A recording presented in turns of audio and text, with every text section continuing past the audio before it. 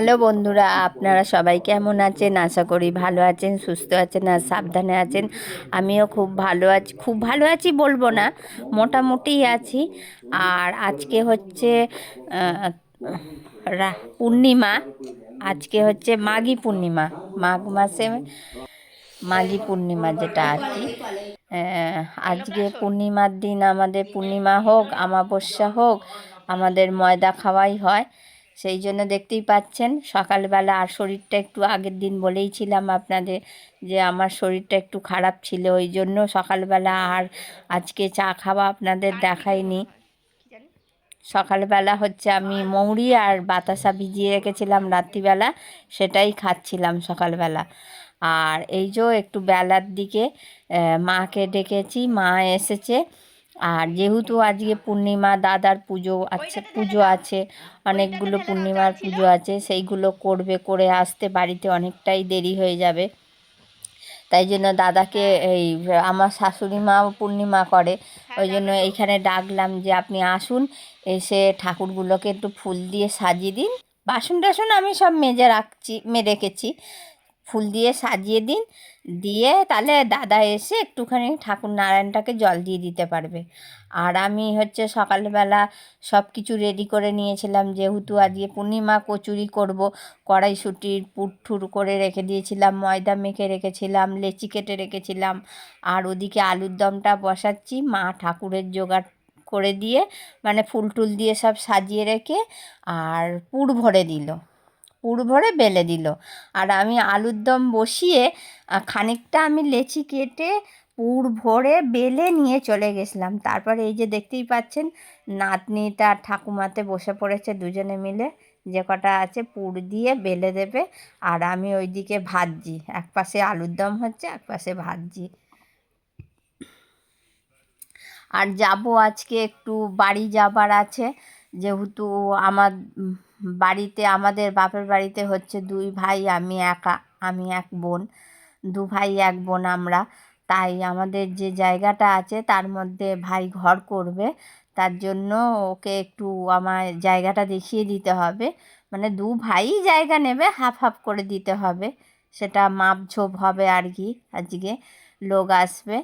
আর আমি ওই জন্য একটু তাড়াহুড়ো করছি, খানিকটা যে কচুরি পুর দিয়ে বেলে নিয়ে চলে গেছি, আমি ভাজছি। আর ওই যে দেখতেই পাচ্ছেন মায়ের সাথে ওই সম্বন্ধ নিয়ে একটা কথা বলছি, আলোচনা করছি, যে একটা আমাদের ব্রাহ্মণদের মেয়ে আছে, এখনকার দিনে আবার ব্রাহ্মণ হলে ব্রাহ্মণ ছেলে খোঁজে, ওই জন্য সেই সব নিয়ে মায়ের সাথে আলোচনা করছি, কথাবার্তা বলছি।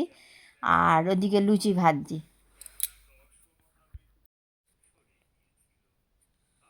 এই যে রূপসা, ওর ঠাকমা পুজোর করছিল, তখন ওই দুটো মুড়ি নিয়ে বসেছিল। আর ব্যাগ দেখতেই পেলেন, বই ব্যাগ। আর এই যে লুচি, দেখুন লুচি ভাজছি,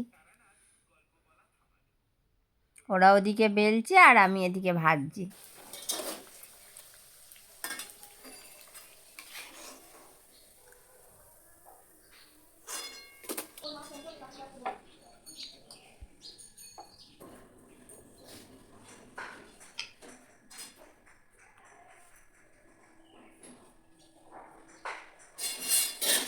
রান্না করতে করতে ওপর থেকে জামা কাপড়ও নিয়ে চলে এসেছিলাম।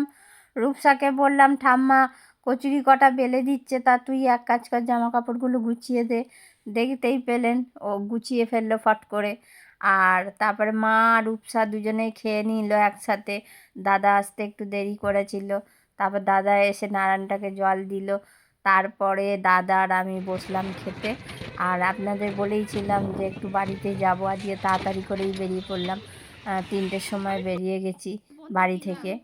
আর এই যে মানে যেসব কাজকর্মর জন্য আর কি দুপুর দুপুর করে এসেছিলাম, সেই সব কাজকর্ম মিটিয়ে তারপরে বসেছিলাম ঘরে। আর ছোটোবেলায় সব আশেপাশে সবাই যে আরও বন্ধুরা থাকতো, সেই একজন মানে আমার বন্ধু, ওরা আমাদের পাশে বাড়িতে ভাড়া থাকতো ছোটো থেকে, একসাথে সব বড় হয়েছি। দেখতেই পেলেন মেয়েটা বসেছিল, আমি কথা বলছিলাম, ও এসেছিল আর কি পূর্ণিমার দিন 3 ঠাকুর দেখতে।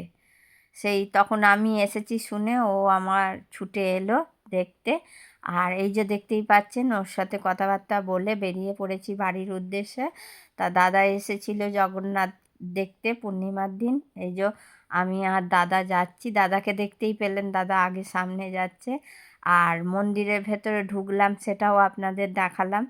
আর মন্দিরের ভেতরটা কি সুন্দর করেছে দেখুন। এইগুলো সব সারাদিন ধরে পুজো পুজো টুজো হয়েছে। এই যে সব মানে আর কি সাজানো আছে, দেখতে পাচ্ছেন, পুরোটা দেখুন।